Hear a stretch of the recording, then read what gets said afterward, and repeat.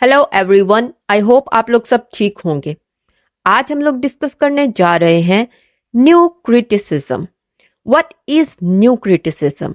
New criticism is a style of criticism that emphasizes the close reading of texts as a self-contained piece of work capable of producing independent meaning without the accompaniment of any philosophical, historical, or biographical context surrounding the text.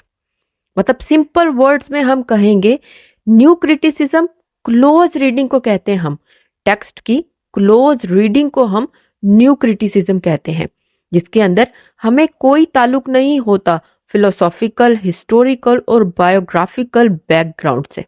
हमें इससे कोई लेना देना नहीं, हमें सिर्फ text को analyse करना है, उसकी क्लोज रीडिंग करनी है। हमें कोई ताल्लुक नहीं कि उसका फिलोसॉफिकल बैकग्राउंड क्या है, उसका हिस्टोरिकल बैकग्राउंड क्या है या बायोग्राफिकल बैकग्राउंड क्या है। तो हमें जो पेज के ऊपर हमें टेक्स्ट नजर आ रहा है उसको एनालाइज करने को हम न्यू क्रिटिसिज्म कहेंगे। न्यू क्रिटिसिज्म एक्चुअल में किसी भी लिटरेरी वर्क की अपनी वैल्यू पे कॉन्सेंट्रेट करता है। मतलब एक लिटरेरी वर्क जिसको हम एनालाइज कर रहे हैं वो कितना वैल्यूएबल है, उसकी अपनी क्या वैल्यू है, उस टेक्स्ट की क्या वैल्यू है, इसको मेन उसका कंसर्न है न्यू क्रिटिसिज्म का। इससे कोई कंसर्न नहीं है कि ऑथर का बैकग्राउंड और इंटेंशंस क्या है, रीडर की इमोशनल और फिजिकल रिस्पॉन्स क्या है टेक्स्ट की तरफ, या फिर सोशल, इकोनॉमिक, पॉलिटिकल और हिस्टोरिकल कॉन्टेक्स्ट क्या है, या फिर मोरल और फिलोसॉफिकल इंपॉर्टेंस क्या है टेक्स्ट की। इन चारों चीजों से इस चीज का कोई ताल्लुक नहीं। न्यू क्रिटिसिज्म इन चारों चीजों को एलिमिनेट करता है, खत्म करता है, निकाल देता है, और इन चारों चीजों को निकाल के फिर टेक्स्ट को एनालाइज करता है। जो पेज के ऊपर टेक्स्ट है उसको एनालाइज करता है, टेक्स्ट की एस्थेटिक क्वालिटीज को देखता है, जैसा कि form, structure, language and tone, literary devices and techniques, characterization, symbols and metaphors, etc.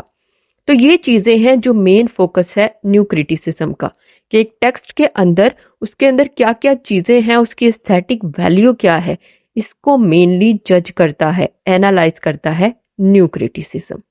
तो सिंपल वर्ड्स में new criticism is the close reading of the text. Literary theory के अंदर न्यू क्रिटिसिज्म 1930 से 1960 के दरमियान में आई। मतलब लिटरेरी थ्योरी के अंदर इंट्रोड्यूस हुई 1930 से 1960 के दरमियान, और उसी दरमियान में ये बहुत ज्यादा पॉपुलर भी हुई। अब उसकी पॉपुलैरिटी की रीजन क्या थी? उस एज के अंदर पॉजिटिविज्म उरूज पर थी। पॉजिटिविज्म क्या है? पॉजिटिविज्म एक फिलॉसफी है जिसका मानना यह है कि साइंटिफिकली वेरीफाइड चीजें ही एक्सेप्टेबल हैं अच्छी जिंदगी गुजारने के लिए, और कोई भी और चीज जो साइंटिफिकली वेरीफाइड नहीं है, जैसा कि मेटाफिजिकल ऑब्जेक्ट्स या बाकी चीजें, उनका इंसान की जिंदगी से कोई ताल्लुक नहीं है। और लोग भी यही मानते थे कि रैशनलिज्म, प्रोग्रेस और टेक्नोलॉजी बेहतर जिंदगी के लिए सही हैं, बेहतर रोल प्ले करेंगे और इंसान की जिंदगियों में खुशियां लाएंगे और बेहतरी लाएंगे।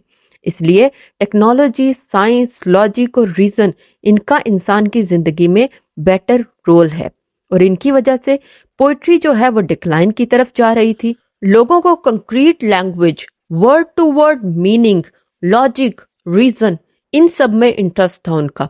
उन्हें नहीं इंटरेस्ट था स्लिपरी लैंग्वेज में, कंफ्यूजिंग सिंबल्स में, उन्हें इन चीजों में इंटरेस्ट नहीं था। तो न्यू क्रिटिक्स सामने आए, और उनके सामने आने का मेन मकसद था पोइट्री को प्रिजर्व करना, महफूज करना। और इस महफूज करने के लिए उन्होंने क्या कहा कि हमें पोइट्री की फॉर्म से लेना देना है, उसके कंटेंट से हमें कोई लेना देना नहीं है। हमें क्लोज रीडिंग करनी चाहिए टेक्स्ट की, कि पेज के ऊपर क्या लिखा हुआ है, हमें उसके बैकग्राउंड पर नहीं जाना चाहिए।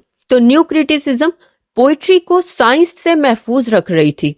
मतलब ये कि जो लोग पोइट्री को साइंस की बेस पर जज कर रहे थे, उनसे प्रिजर्व कर रहे थे न्यू क्रिटिक्स पोइट्री को। उनका मानना ये था कि पोइट्री और साइंस को साइड बाय साइड रख कर जज नहीं किया जा सकता। पोइट्री की अपनी वैल्यू है और साइंस की अपनी वैल्यू। तो new criticism modern age 20th century के अंदर इंट्रोड्यूस हुई और इसका मेन फोकस था डिनोटेशन पर, मतलब ये कि लिटरल मीनिंग पर, ना के कॉनोटेशन मतलब आइडियाज बिहाइंड द वर्ड्स। इसके अंदर इनका कोई लेना देना नहीं था, इनको डेनोटेशन से लेना देना था, लिटरल मीनिंग से लेना देना था। तो न्यू क्रिटिक्स किस पे बिलीव करते थे? डेनोटेशन पे, ना के कॉनोटेशन पे। तो ये है new criticism. Close reading of the text. New criticism को हम एक एग्जाम्पल से समझ लेते हैं। न्यू क्रिटिसिज्म एक सर्जन की तरह है, एक डॉक्टर की तरह, जो कि पेशेंट का ऑपरेट करता है, उसका इलाज करता है। तो उसके सामने पड़ा हुआ पेशेंट उसके लिए मैटर करता है।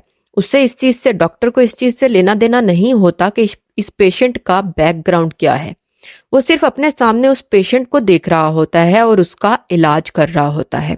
वो उसके साथ इमोशनली अटैच्ड भी नहीं होता। इस तरह से वो उसका इलाज करता है। तो रीडर भी इसी तरह से है कि टेक्स्ट उसके सामने पड़ा है और उसे उसको एनालाइज करना है। उसे उसके बैकग्राउंड से या खुद उसके साथ इमोशनली अटैच्ड होने की जरूरत नहीं है। तो ये है न्यू क्रिटिसिज्म।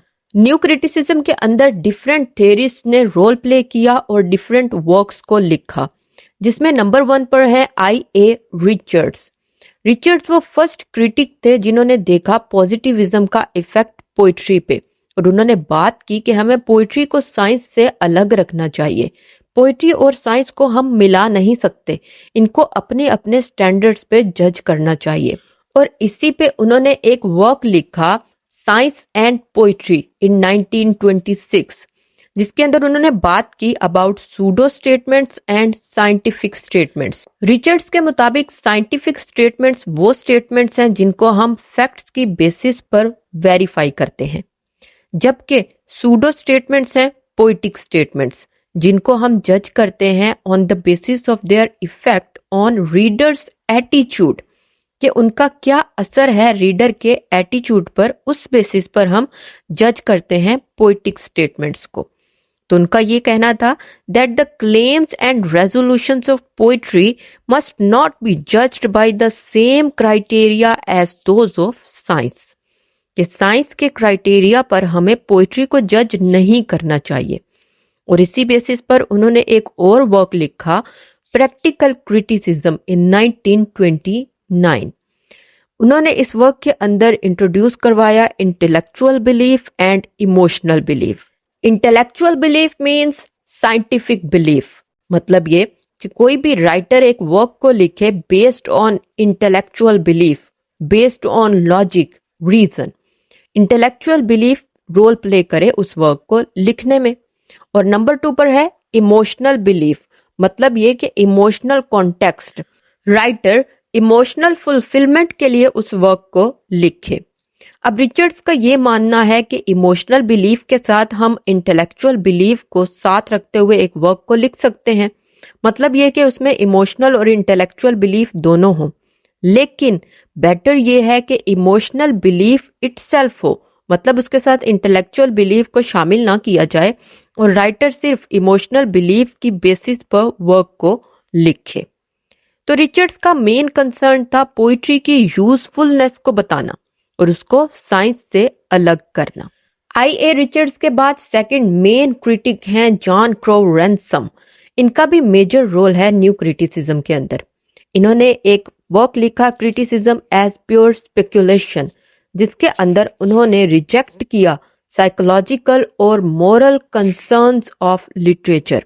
और उन्होंने क्या कहा कि लिटरेचर को, पोइट्री को साइकोलॉजिकली या मॉरली जज नहीं करना चाहिए। उन्होंने क्या कहा, that poem is just not an expression of emotions, it has a paraphrasable core that is logical and coherent as any scientific statement.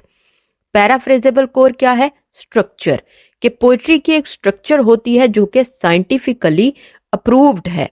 What distinguishes it as a poem is that the core is situated in a context of lively local details that scientifically are irrelevant. کہ इसके अंदर scientifically irrelevant चीजें क्या है कि core जो है वो लोकल डिटेल्स के अंदर है। क्या मतलब ये कि पोइम जो है उसके अंदर लॉजिकल स्ट्रक्चर है लेकिन लोकल टेक्सचर भी है। जैसा कि एक घर है तो घर की एक फ्रेम होता है जिसे हम पैराफ्रेजेबल कोर कह लेंगे, जिसे हम लॉजिकल स्ट्रक्चर कह लेंगे, लेकिन हम उस घर को डेकोरेटिव आइटम्स के साथ सजाते हैं जैसा कि पोइट करता है। पोइट्री के अंदर डेकोरेटिव आइटम्स डालता है जो कि उसे और दिलचस्प बनाते हैं। अब वो डेकोरेटिव आइटम्स क्या हैं? वो है लोकल टेक्सचर जो कि साइंटिफिकली अप्रूव्ड नहीं है। तो रैंसम का क्या मानना है? उनका मानना यह है कि पोइट्री की लॉजिकल स्ट्रक्चर तो है जो कि साइंटिफिकली अप्रूव्ड है, लेकिन जो लोकल टेक्सचर पोइट उसके अंदर ऐड करता है, जो डेकोरेटिव आइटम्स उसके अंदर ऐड करता है, वो साइंटिफिकली अप्रूव्ड नहीं है। इसलिए poem must be treated as itself, कि पोइम को इस अपना ट्रीटमेंट मिलना चाहिए, ना कि उसको जज करना चाहिए साइंटिफिकली या साइंटिफिक बेसिस पर। तो ये रैंसम का मानना है कि पोइम के अंदर लॉजिकल स्ट्रक्चर भी होती है और लोकल टेक्सचर भी होता है। जॉन क्रो रैंसम के बाद हमारे पास है विलियम एम्पसन। विलियम एम्पसन ने एक वर्क लिखा 7 टाइप्स ऑफ एम्बिग्विटी। एम्बिग्विटी किसे कहते हैं? एम्बिग्विटी वर्ड का मतलब है a word having multiple meanings. तो एम्पसन के मुताबिक एम्बिग्विटी को लिटरेचर के अंदर या पोइट्री के अंदर यूज किया जाता है उसकी खूबसूरती को बढ़ाने के लिए, और ये कोई नेगेटिव नहीं बल्कि पॉजिटिव चीज है। उन्होंने 7 टाइप्स ऑफ एम्बिग्विटी के अंदर क्या क्या डिस्कस किया, वो कौन कौन से हैं 7 टाइप्स?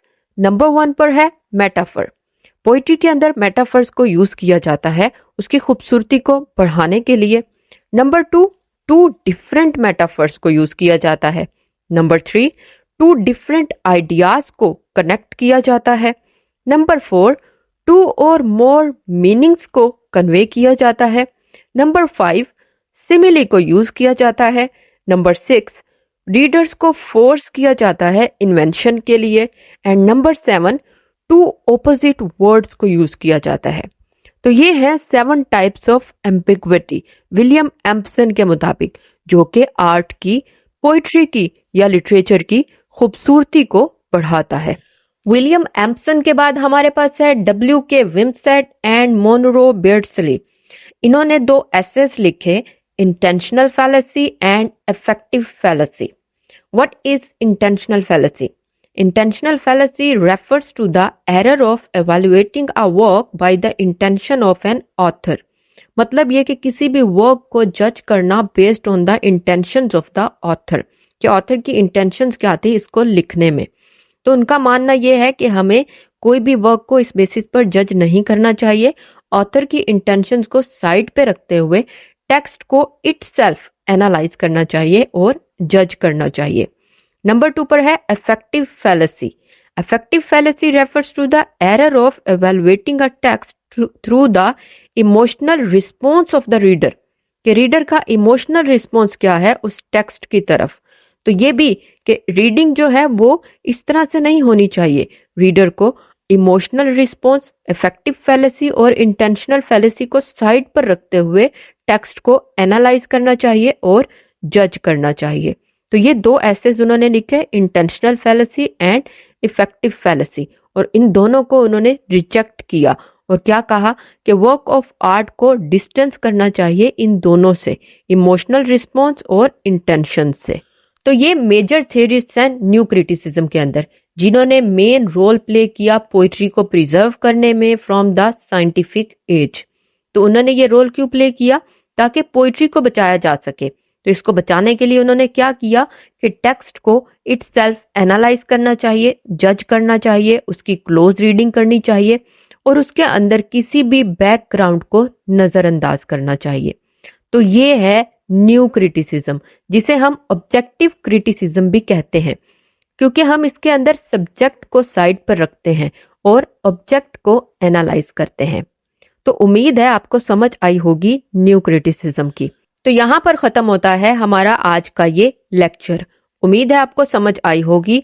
आज के लिए इतना ही, मैं मिलूंगी अपनी नेक्स्ट वीडियो में, तब तक के लिए खुदा हाफिज।